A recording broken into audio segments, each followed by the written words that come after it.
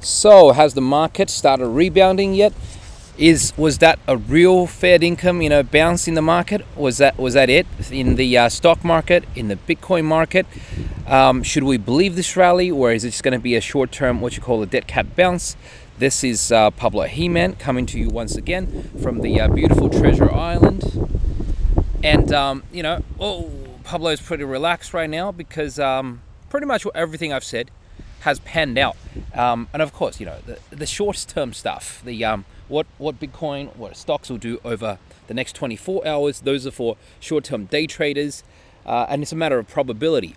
In general, I think I've been pretty much on the board if you've been following me, and should be able to see that we've done well, or at least we've positioned ourselves out of danger this time. So without further ado, let's get into it. So a couple of things I want us to look at. So I'll answer these questions in rapid fire. So first of all, let's see. People want to ask, is it time to invest in alts? Maybe you get bigger bounce out of the alts, but have a look at this, right? Essentially, alts are kind of in this flag formation. This is what I would call a bear flag. It can actually break down and go this way. I'm not saying will, but it's not, or it can break up here. You've got a lot of resistance here. Either way, it's looking weak, right? It's looking weak compared to what? Compared to Bitcoin. I mean, you just have to look at the Bitcoin chart. Let's see, where are we? Bitcoin chart, and to see, it's a very different looking chart, isn't it?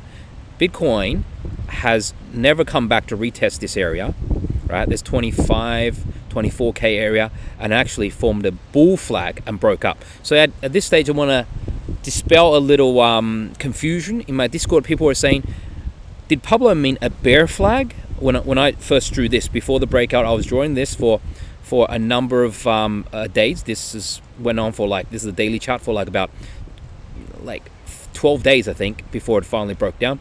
And people were saying, did Pablo actually mean a bear flag? Well, because the prices were going down, it was trending down. The problem is this: a bear flag is if it went up, down, if you could draw this whole thing as a bear flag. I said, no, I think it's a bull flag, because many people were looking at the USDT tether chart. It went down only down to 27,000, so the chart stopped about there. The crash stopped about there. Why? Because tether wasn't worth $1 anymore. So therefore, Bitcoin was worth more in USDT.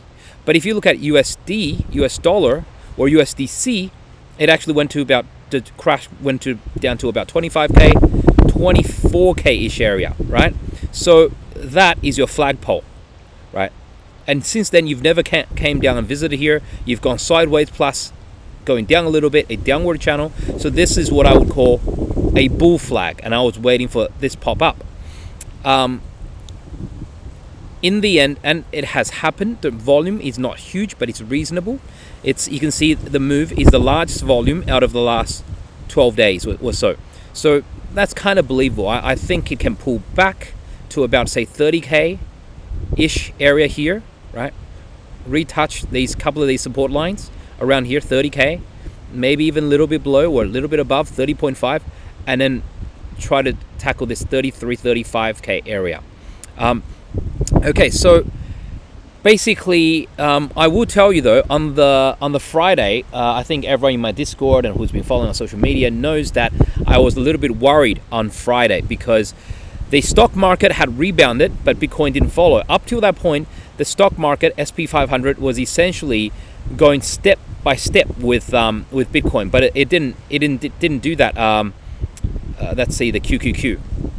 It didn't do that on Friday. So of course that's a worry. You want your stock or your crypto to be a leader, to be leading the charge. It goes up, the rest of the market follows. It goes down, the rest of the market follows, right? You don't want it to be what they call a laggard, which means it's lagging. And the stock market goes up, it still doesn't move. And then 3 days later, it moves, right? So here we can see, this is a daily chart of the QQQ or the NASDAQ ETF. So just think of it as the NASDAQ.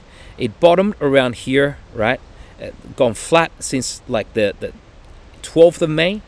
And then basically you had 1, 2, 3 big rebounds, and Bitcoin didn't break out until Monday. I mean, it broke out by the time the Nasdaq was ready to trade again. So I don't know how to interpret that, but I still think it's relatively weak, in my opinion. Now, in the past, to my Discord, to people who've been following my social media, but particularly to my Discord. And by the way, this video is going to my Discord first, and in a couple of days, I make it available for public viewing. So in my Discord, basically, I said to folks, I'm expecting the May 4th Federal Reserve interest rate decision, and when they make an interest rate decision, they will basically will probably get a bottom in the market and a big rebound. Now, that actually came, and it was a 3% rebound, but however, it didn't actually, what's the word? Didn't actually go all the way, and failed and then went back. So if you were in my Discord, and if you decide to place a stop right underneath there, because you would have gotten in around here. Well, actually, let's use the Bitcoin chart. If you had basically sort of gone up, buying it around here, your stops would have been around here. Once it popped up, maybe you would have moved your stop to around just underneath, so you're not, or entry point, so you're not losing any money. Now, when it reversed, maybe you should have just gotten out. But people didn't get out, and some people, just wanted to blame other people and just say, what happened to the bounce of the reversal? Well, maybe people should start taking, responsibility for what actually their own actions and their own financial well-being. Because if it makes a 3% move, it was actually bigger than that. It was like from 37K to 40K. That's like a 7-8% move. If it makes a move as big as that, then maybe you follow it up with stop losses.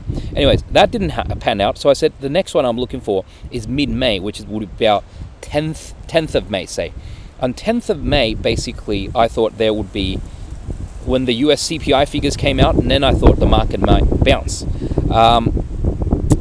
I was one day too early. Turns out the bounce came on the 12th of May. Right, 12th of May, one day later, but it went much lower than I thought it would happen, right? Basically, in my estimation, actually the real price was around 24, 25K. I thought it would stop around 28, so that's why I say not to trade heavily, not to use too much leverage, but people, don't listen, and it's because eventualities like this happen, you could never be prepared for it. You could never basically just trade on 20, if you were using like 20x, 30x leverage, you would have been stuffed. If you were not using leverage, or if you were using just very light leverage like 1, 2x, 3x, you would have been okay on that day. So that's a lesson for everybody. So I think let me find the chart I was drawing.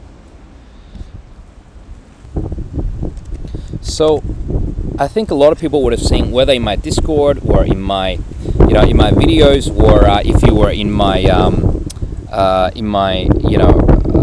Twitter, you would have seen this chart that I was drawing, which is essentially, I was expecting when Bitcoin was in that bear flag or uptrending channel, I said it's likely to bounce up, break down, and then bounce around the 30K to 28K area and then go straight up. So I was expecting a sharp bounce. What ended up happening, of course, as we all know now, is basically that channel did break down. Like I said, I had drawn up, down, bit of a bounce, then came down. And when it came down, basically, I was expecting a sharp bounce around 28K, 30K, and then go straight up. It went further, right, to about 25K. And it did so for about 40 minutes, an hour, I'm not sure how long it went, and then bang, straight up. So this is where you can...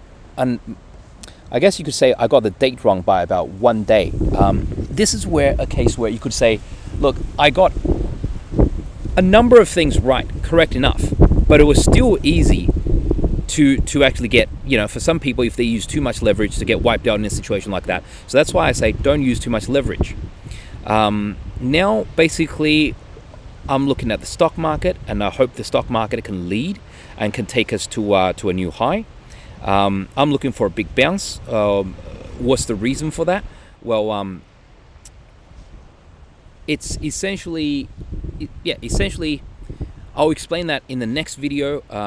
I've said plenty about it before, but in my next video, I'll give a more concise and more complete explanation on why I think a big bounce was coming, and now it seems like we have bounced. I do expect the bounce to continue a little bit more, and if you've been listening to Pablo, you'd be enjoying your life right now as well. Okay, thank you for your time. Catch you next time.